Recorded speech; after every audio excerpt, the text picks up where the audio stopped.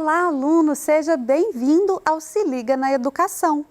Meu nome é Ludmila Lima e hoje nós vamos falar sobre datas comemorativas. Essa é uma aula de ciências do 4º ano. E o que as datas comemorativas têm a ver com o que a gente está estudando? Vamos ver? A habilidade trabalhada na aula de hoje é associar os movimentos cíclicos da Lua e da Terra a períodos de tempo regulares e ao uso desses conhecimentos para a construção de calendários em diferentes culturas, analisando a melhor época para o cultivo agrícola. Então, nós estamos falando de calendário e as datas comemorativas são marcadas em calendários próprios de cada cultura, não é mesmo? Bom, aqui a gente tem uma pergunta. Você comemora o movimento dos astros? Você comemora o movimento de rotação, de translação? Será que você tem no seu calendário alguma comemoração que se relaciona a esses movimentos? Bom, vamos entender isso melhor. Primeiro, a gente precisa pensar nas estações do ano. Veja só, vamos nos lembrar como elas acontecem. Nós temos a Terra girando em torno do Sol, no movimento de translação. E a Terra gira o seu movimento de rotação em volta de um eixo que tem uma certa inclinação. Durante certo período da rotação do ano, o hemisfério norte, aqui no caso seria o norte, está mais distante do Sol. Então, nele será inverno. E o hemisfério sul está mais próximo, portanto, nele é verão. Em outra época do ano, o hemisfério sul vai se afastar por causa da mesma inclinação, vai se afastar e nele será inverno, enquanto no hemisfério norte será verão, né? A gente vai inverter sempre. Bom, e existem as estações que são intermediárias, o outono e o inverno. Então, esse movimento tem tudo a ver com as datas comemorativas que nós festejamos em torno do mundo. Olha, é muito importante você entender que nem todos os lugares do mundo são como o nosso país. Por que é importante você entender isso? Porque o nosso país é um país tropical. O que significa? Que a maior área dele fica entre os trópicos, as linhas imaginárias que nós chamamos de trópicos. E nessa região do mundo, né, entre os dois trópicos, na região tropical, nós temos um clima mais quente, um inverno menos rigoroso. Em outros lugares, como nos países do hemisfério norte, nós vamos ter um inverno mais rigoroso e uma dificuldade maior de obter os seus alimentos, né? Então, em lugares onde esse inverno é rigoroso assim, a primavera é um momento muito importante para eles, porque é um momento do degelo. Quando é inverno, as plantas não vão sobreviver, alguns bichos vão hibernar, vão se esconder e dormir até passar o inverno. E nesse período não é possível produzir alimento. Você já ouviu a fábula da cigarra e da formiga? Onde a cigarra ficava cantando e a formiga guardava alimento para o inverno? Por quê? Aqui onde a gente vive, tem alimento que é de uma época, tem alimento que é de outra época, mas em alguns lugares do mundo, onde o inverno é mais rigoroso, isso não é possível. Além do frio ser muito intenso, as pessoas precisarem se abrigar, não poderem sair de qualquer maneira de casa, tem que tomar muito cuidado. Então, é um tempo mais difícil para as pessoas, tá? Então, é importante entender isso aqui. Os solstícios também são importantes para a gente entender as datas comemorativas. O que é um solstício? Vamos ver. O solstício ocorre em uma época do ano em que um hemisfério recebe mais luz solar do que o outro, devido ao ângulo de inclinação que a Terra possui em relação ao seu eixo. Com essa diferença de incidência de raios solares, o dia fica mais longo do que a noite, quando ocorre o solstício de verão, ou então a noite fica mais longa na ocorrência do solstício de inverno. Então, veja só. Nós falamos assim, o dia tem 24 horas, 12 horas é noite, 12 horas é dia. Mas isso não é exatamente assim. Perceba que a gente sempre fala aproximadamente 12 horas, aproximadamente, né? Por quê? Dependendo da estação do ano, dependendo do período, nós teremos noites mais longas que o dia ou dias mais longos que a noite, né? No caso do dia mais longo que a noite, solstício de verão. No caso da noite mais longa que o dia, solstício de inverno. Isso acontece também por causa da movimentação dos astros, da movimentação da Terra. Então, o solstício de verão e o solstício de inverno são importantes na marcação dos nossos calendários festivos também, e nós vamos entender isso. Equinócios. O equinócio representa o posicionamento médio do Sol em relação à Terra, isto é, nenhum dos hemisférios está inclinado em relação ao Sol, que incide seus raios diretamente sobre a linha do Equador, iluminando então igualmente os dois hemisférios. Esse fenômeno ocorre em 2 momentos do ano, março e setembro.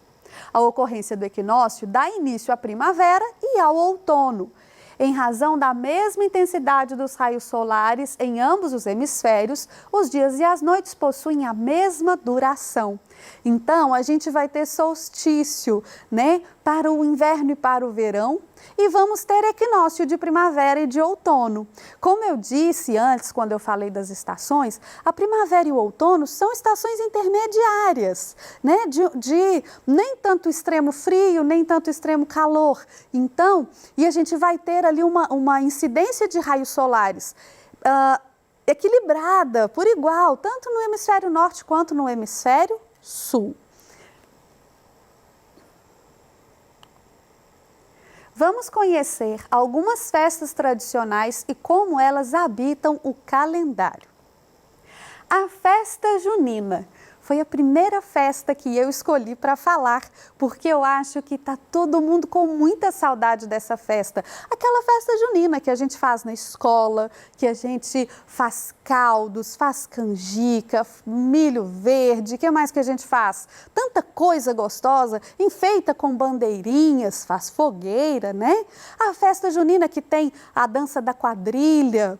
Essa festa junina, aqui, né, no nosso país, ela pode ser uma festa de origem cristã, que comemora o Dia de Santos, mas a origem dela vem para bem antes disso. Vamos entender de onde é que vem a festa junina e qual é a relação que ela tem com isso tudo que a gente aprendeu aqui. Em sua origem, as festas juninas eram festividades pagãs realizadas na Europa, na passagem da primavera para o verão, no solstício de verão. Essas festas eram realizadas como formas de afastar os maus espíritos e qualquer praga que pudesse atingir a colheita. No hemisfério norte, o solstício de verão acontece exatamente no mês de junho. Então, aqui tem muita coisa para a gente entender. Veja só. Primeiro, era uma festa pagã, não era de religião como a gente conhece. E era uma festa tradicional no hemisfério norte. E ela acontecia no solstício de verão, né? Na passagem da primavera para o verão. Bom, e aí você me fala, professora, eu nunca vi festa junina no verão. Porque nós estamos no hemisfério sul e como a gente viu lá no comecinho da aula, o hemisfério norte e o hemisfério sul têm aí uma inversão nas estações. Enquanto lá é inverno, aqui é verão, enquanto lá é verão, aqui é inverno. E nós fomos colonizados por povos europeus. Então, eles nos ensinaram algumas culturas que eram deles. E essa cultura que eram deles tinha o calendário festivo também, que também tem a relação com o calendário cristão, que também vai comemorar os dias de santos, mas que vem de antes disso. Já havia esse tipo de festa em junho, né? Junho, que para eles é solstício de verão e para nós é inverno. Tá certo? E olha outra coisa interessante. Aqui está dizendo que a festa pretendia afastar os maus espíritos da colheita. É muito comum comemorar em vários lugares do mundo e até mesmo em regiões diferentes do país a colheita de determinados alimentos. Veja como que o milho, por exemplo, está presente, né, nas festas juninas. A gente come milho cozido, a gente faz canjica, a gente faz pipoca. Então, tudo relacionado aí, apesar da gente usar outras coisas também, porque aqui a gente tem colheitas fartas, né? Mas, então, a gente tem essa comemoração da colheita. Como eu disse para vocês, essas festas são tradicionais, elas são de muito antigamente. E você ter uma boa colheita determinava a sua qualidade de vida para o ano todo. Porque você planta, cuida durante muito tempo dessa colheita e você colhe e armazena para os períodos onde você não está colhendo. Então, era muito importante que a colheita fosse farta, que a colheita fosse boa para abastecer as famílias do lugar. Hoje, a gente tem um mundo, a gente chama de mundo globalizado, né? Algumas pessoas usam outros termos, mas esse dá para você entender. Onde um país exporta comida para o outro, a gente compra comida de outro lugar, a gente come coisas que são de longe do lugar que a gente mora, mas em épocas passadas, quando essas festas tiveram a sua origem, você ia se alimentar da colheita da sua aldeia, do seu, né, do seu entorno, da sua proximidade. Então, as pessoas festejavam a colheita, né? Então, a festa junina era uma festa de colheita que acontecia no solstício de verão, no hemisfério norte. Por isso ela acontece no inverno aqui para a gente, porque a gente assimilou dos nossos colonizadores. O Natal é uma festa cristã, com certeza, mas nessa mesma data, outros povos já festejavam esse período, nessa data. A gente, aqui no hemisfério sul, no hemisfério norte também tem, né, muitos cristãos. Os cristãos vão festejar o nascimento de Jesus, mas existem outras festas nessa mesma época com ideias diferentes. Vamos ver. No Natal celebramos o nascimento de Cristo durante o solstício de inverno. No hemisfério norte, muitas culturas antigas, inclusive a judaica, com o Hanukkah. A festa das luzes, vencendo as trevas, celebravam rituais e relembravam seus mitos no solstício de inverno, a noite mais longa do que o ano. O nascimento de Cristo também foi uma celebração realizada nessa época, competindo assim com as festas pagãs. Competindo, o que está dizendo aqui, é competindo no dia, né, na data, mas então existiam festas pagãs nessa data também, por causa do solstício de inverno. Como a noite era mais longa que o dia, eles festejavam, né, a luz vencendo as trevas quando terminava aquela noite. E o Natal também acontece no solstício de inverno. Perceba a inversão mais uma vez. O solstício de inverno, né, o Natal é no solstício de inverno, no hemisfério norte. Aqui pra gente ele acontece em dezembro, quando nós estamos em pleno verão.